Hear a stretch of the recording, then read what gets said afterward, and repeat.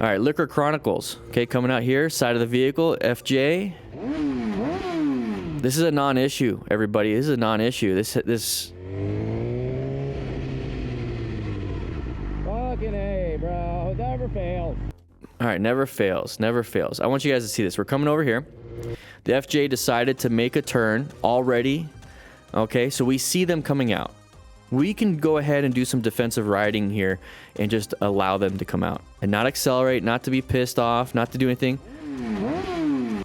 Okay, if I was in a car, and make sure you get new gloves, buddy. If I was in a car, I would have just kind of slowed down and let them out and then just moved on, because what am I accelerating to? Take a quick look. We're going to accelerate super hard to come to a stop sign.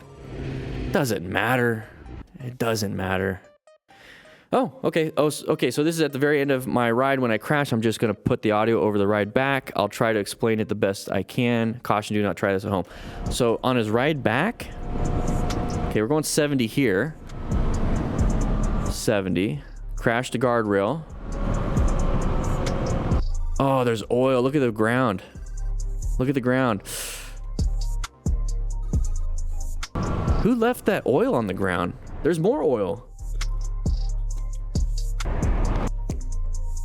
Can't they... Who's in charge of the road? Like, we had to use kitty litter for oil and stuff. Okay, I basically high-sided. That's what it looked like. Left side of your head smacked the rear bumper of the Tesla. My lower body swung around under the Tesla. Ooh, the Tesla parked on top of his foot. He didn't park it. He just stopped moving. This next clip, you can hear me banging on the side of the Tesla. Okay, let's just listen to this. Let's see how interesting this is. So he's banging. Finally drives off his foot. Okay, so it took off anyways, but I'm looking at his riding beforehand. If this, oh, this is supposed to be after? This is supposed to be after he crashed? Because he said on his ride home. And we're going 115 after a crash on a motorcycle that was crashed. Please tell me I'm wrong. 125 after this? No. He's on the ground, right? It had to have been before.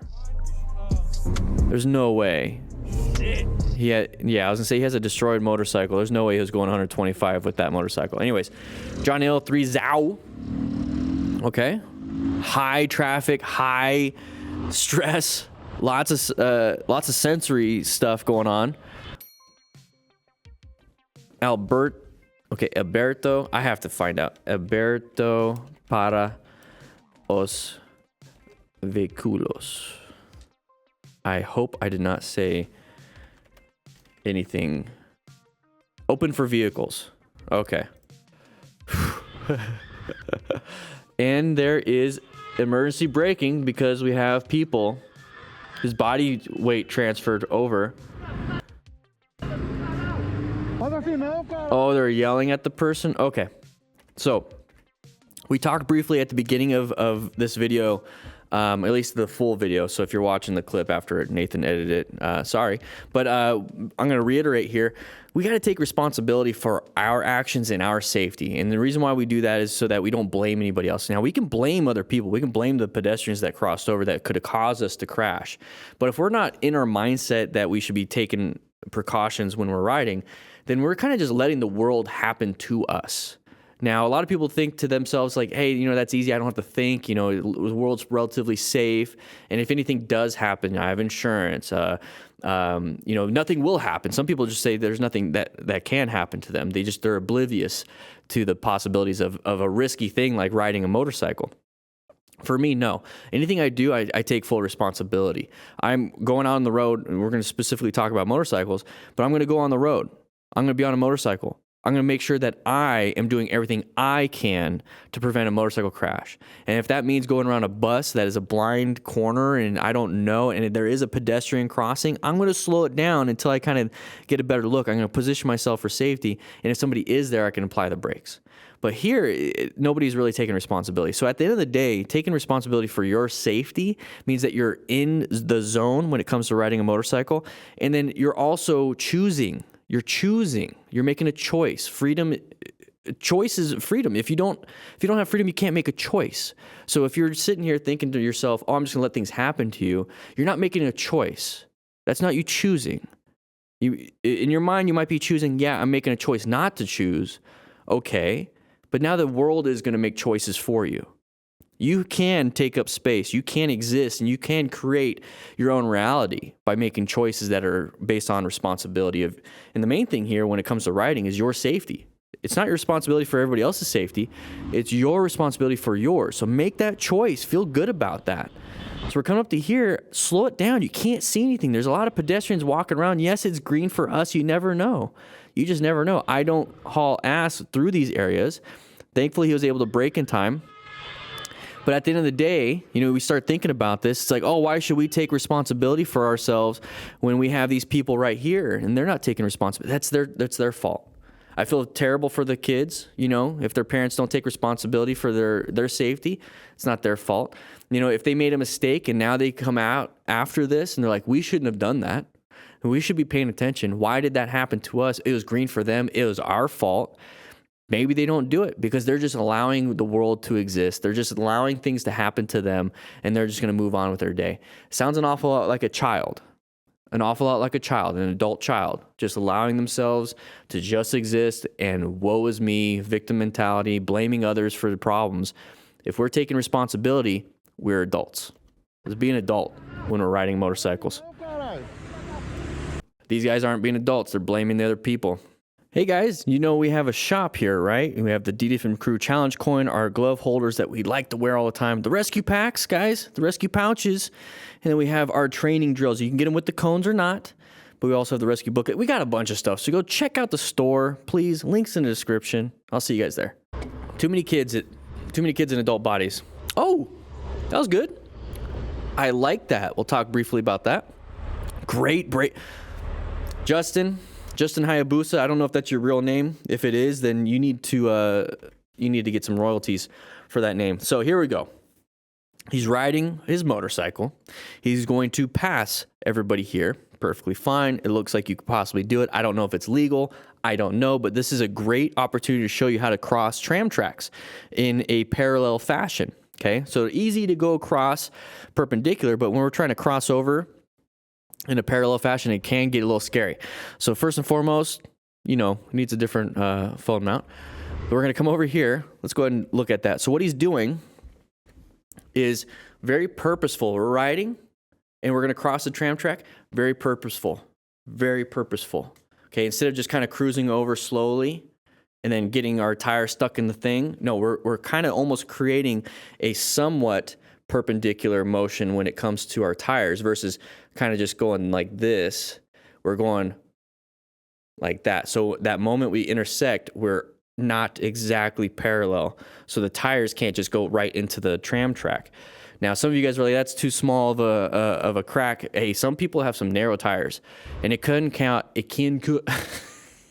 cause issues just with the mobility. It can just shake you up a little bit, and that could be enough for a crash. So watch how he just does it real quick. Okay, resets, does it real quick. Great job. And then right here we have a line of sight issue. Can't see around this corner. We don't anticipate somebody doing this, but you see how he was slowing down beforehand? Justin, dude. This is the smart rider of the day. So we're going to watch it one more time. Just watch how he slows it down before kind of exiting past this line of sight problem. And I talk about the haunted house metaphor. You're not running around corners because there could be that chainsaw guy around there. You're doing a quick look. He's not there. Cool. If he is there, then you could take off. Kind of juke him a little bit. But here we go. So great adjustment. And then he's slowing it down beforehand.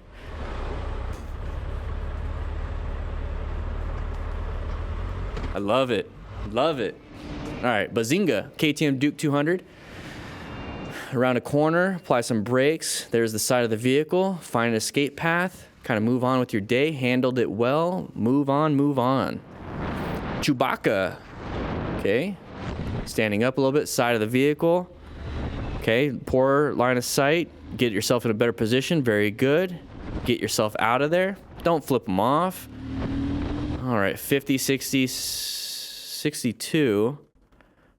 Anybody else see the speed limit? 63. It's supposed to be 40, buddy.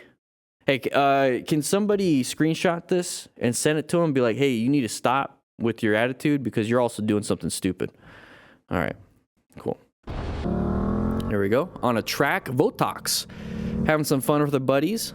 Doodle on a motorcycle was at Champ U with a bunch of other people like Jess Rides and everything. Write in the comments if you know, if you watch those people. He's got a quad lock. They were at Champ U, I think, in Miami.